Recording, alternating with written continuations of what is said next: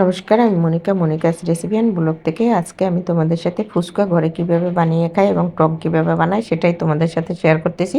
তো আমি তেঁতুলের টকের পিউরিটা নিয়ে নিলাম। এখানে হলুদের গুঁড়ো, মরিচের গুঁড়ো, লবণ, বিট লবণ এবং চাট মশলার গুঁড়া, চিলি ফ্লেক্স দিয়ে টকটা বানিয়ে নিচ্ছি।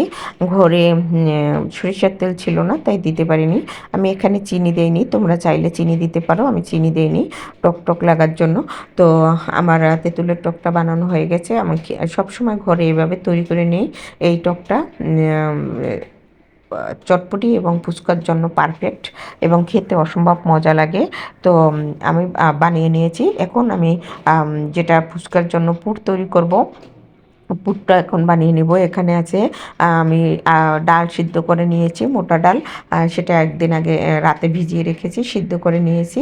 এখানে আমি হলুদের গুঁড়ো, মরিচের গুঁড়ো, লবণ, বিট লবণ, চাট মশলা, চিলি ফ্লেক্স সব দিয়ে এবং আলু সিদ্ধ করে গ্রেট করে নিয়েছি। তোমরা তোমাদের পরিমাণ মতো দিবে, আমি আমার পরিমাণ মতো দিলাম। এখানে আমি 3টা ছোট ছোট আলু দিলাম।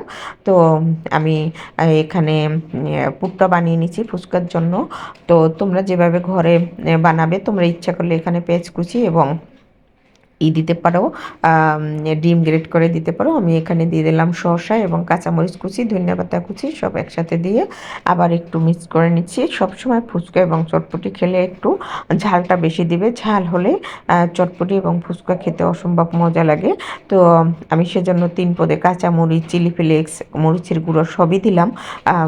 তো দিয়ে দিচ্ছি। এখানে যেই ফুচকাগুলো একটু ফুলচে কম, সেগুলো আমি ভেঙে এখানে দিয়ে দিলাম। খেতেও ভালো লাগে। এটা চটপটির মতো করেও খেতে পারো এবং ফুচকার মধ্যে দিলে পুরটা ফুচকার মতোই লাগে। তো আমি এটার সাথে একদিন বানিয়েছিলাম দই ফুচকা, সেটা অসম্ভব মজার ছিল।